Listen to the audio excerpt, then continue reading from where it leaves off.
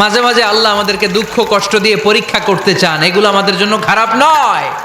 এই দুঃখ কষ্ট বিপদ আমাদের কোমরকে সোজা করে, আমাদের পায়ের মাটিকে শক্ত করে। চিল্লায় বলেন ঠিক কিনা? প্রতিকূল পরিবেশে কিভাবে বাঁচতে হয় এই দুঃখ কষ্ট আমাদেরকে শিখায়। এজন্য মুমিন বান্দার বৈশিষ্ট্য হচ্ছে দুঃখ কষ্ট বেদনা জ্বালা এগুলোতে সে আপসেট হয় না, সে হাল ছেড়ে দেয় না, সে ভরসা রাখে একজনের উপর। চিল্লায় বলতে হবে তিনি কে? কারণ মুমিন জানে রাত্রি যত গভীর হয় অন্ধকার তমানিসা ভেদ করে সুবহে সাদিক হয়। মুমিন জানে গর্ভবতী নারীর পেটের ব্যথা যেই দিন বাড়তে থাকে ওই দিনই নতুন মেহমান আগমনের সময় ঘনাতে থাকে। মুমিন জানে তার জীবনে দুঃখ কষ্ট বিপদ যত বাড়তে থাকে সুখের দিন কাছে আসতে থাকে।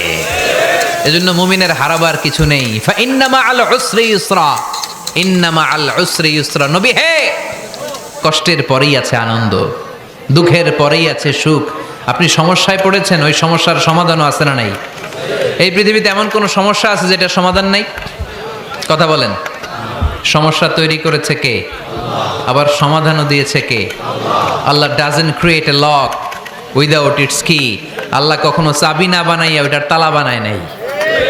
কথা কন। তালাও যেহেতু আছে ওই তালার চাবিও বানিয়েছে কে? মা আনজালাল্লাহু দাআন ইল্লা আনজালাল্লাহু লাহু শিফা।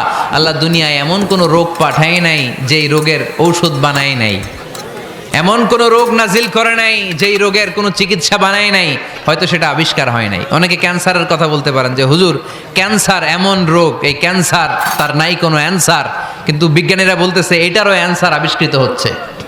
সুবহানাল্লাহ কইবেন না?